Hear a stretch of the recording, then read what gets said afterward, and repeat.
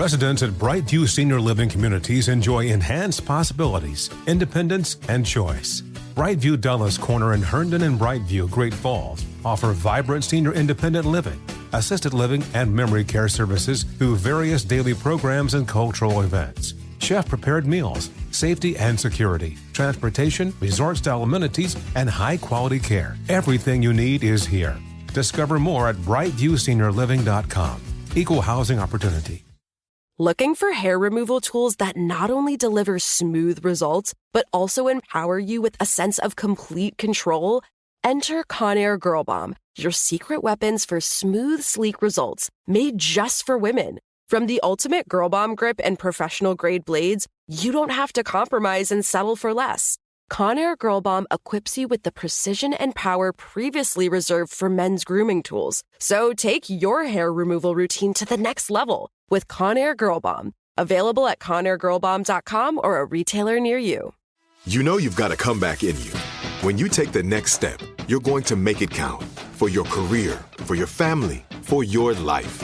You can earn a degree you're proud of with Purdue Global. Purdue Global is backed by Purdue University, one of the nation's most respected and innovative public universities. This is your chance. This is your opportunity. This is your comeback.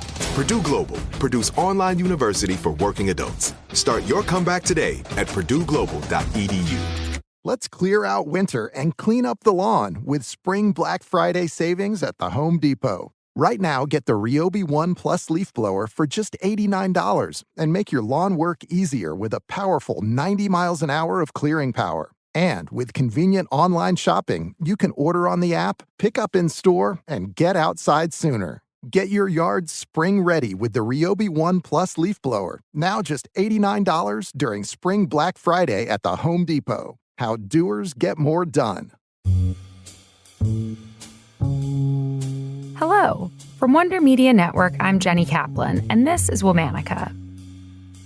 Historically, women have been told to make themselves smaller, to diminish themselves. Some have used that idea to their advantage, disappearing into new identities.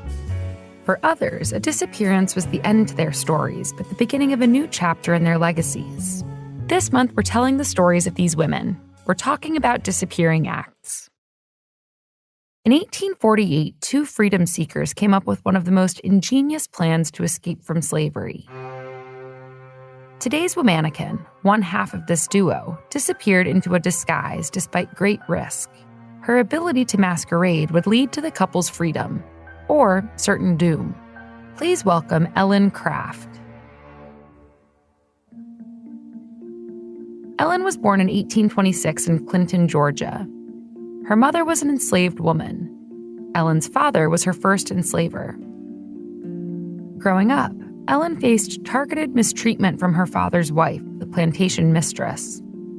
Ellen's facial features were similar to her father's, and her light skin often led her to pass as white. The mistress would become enraged whenever Ellen was mistaken as one of the family's white children. When she was 11 years old, the mistress gifted Ellen as a wedding present to one of her daughters, also Ellen's white half-sister. The sister lived in Macon, Georgia.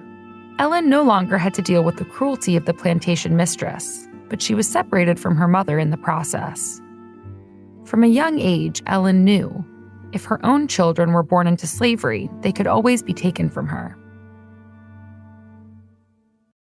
In Macon, Ellen met William, an enslaved carpenter. Much like Ellen, William had been torn away from his family. The couple married and expected to live under slavery for the rest of their lives. But one day, an idea popped into William's head. It was permitted for male enslavers to travel with their enslaved person anywhere in the country. What if Ellen disguised herself as a white slaveholder and claimed William was his enslaved man to escape north? When William explained this plan to her, Ellen dismissed it out of fear.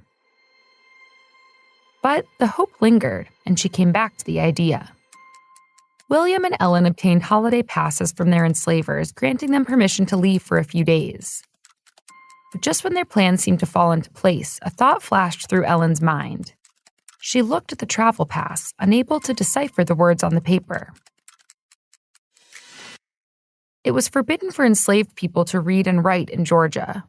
Moreover, Ellen's beardless chin and feminine facial features posed another risk to being discovered. Hope was once again fading when Ellen lifted her head, teary-eyed. "I think I have it," she exclaimed. Together, the Crafts disguised Ellen against all suspicion. At dawn, William cut Ellen's hair up to her jaw. Ellen dressed herself in a pair of trousers and a top hat. Then she placed her arm in a sling. This way, she could ask officers to write her name for her if approached. With a pair of green glasses perched on her nose to feign bad eyesight, her illiteracy was no longer an issue.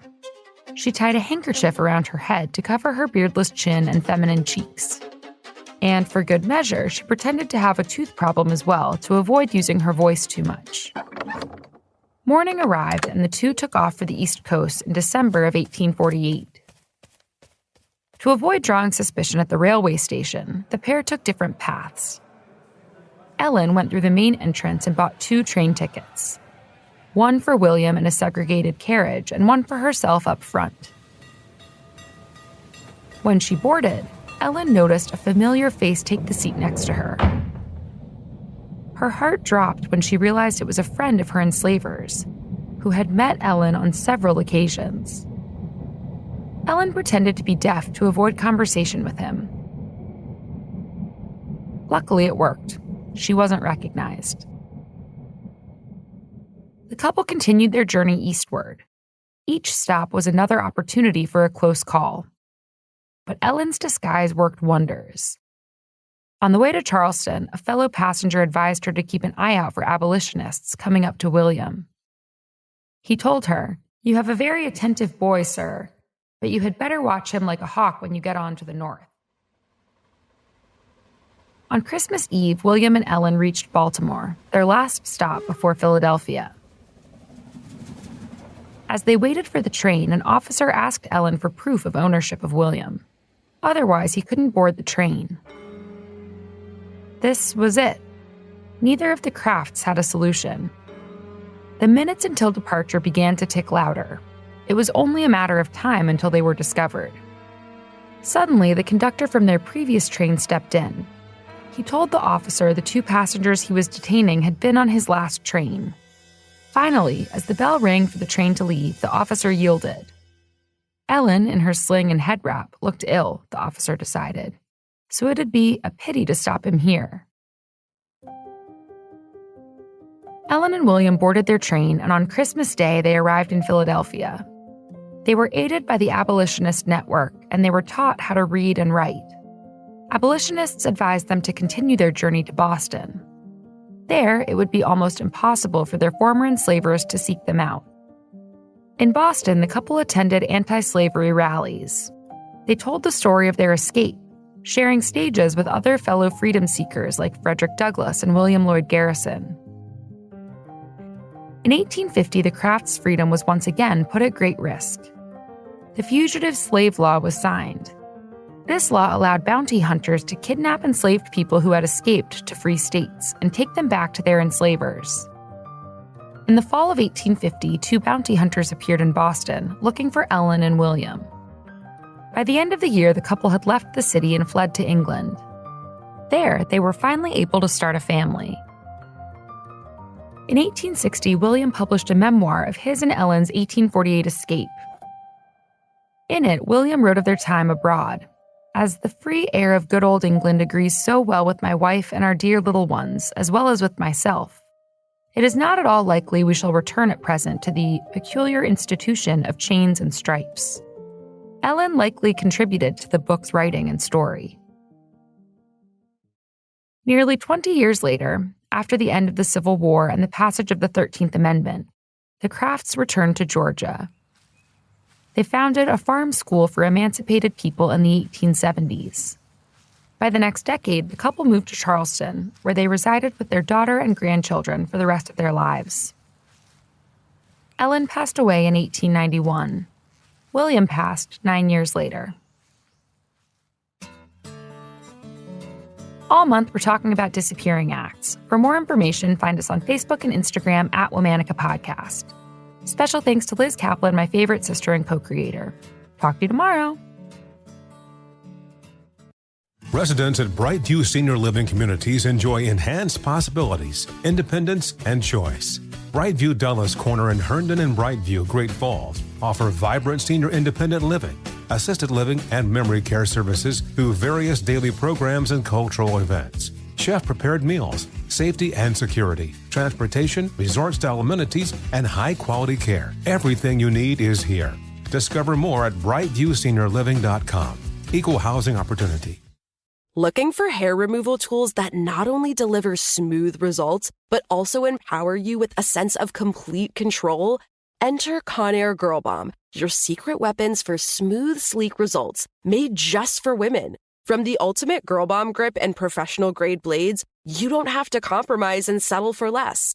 Conair Girl Bomb equips you with the precision and power previously reserved for men's grooming tools. So take your hair removal routine to the next level with Conair Girl Bomb. Available at ConairGirlBomb.com or a retailer near you. Does money stress you out? Let Facet flip your financial chaos into clarity. Finding Facet immediately put us at ease. Facet's innovative approach to financial planning ensures your money works as hard as you do, enabling members to experience the joys of having your finances in order. And that makes us Facet for life now, I guess. Visit Facet.com, FACET.com to learn more. This ad is sponsored by Facet. Facet Wealth is an SEC registered investment advisor. This is not an offer to buy or sell securities, nor is it investment, legal, or tax advice. These testimonials are from current Facet members who are not compensated. All opinions are their own and not a guarantee of a similar outcome. Did you know that 46% of us don't take all our vacation days? Even though it's been proven that taking time off to play makes us more productive. In California, no matter where you go, you'll find play. Explore a redwood forest, immerse yourself in art galleries, or just park yourself in a beach chair and chill. Play is everywhere in California, so take some well-deserved playtime off and discover why California is the ultimate playground at visitcalifornia.com.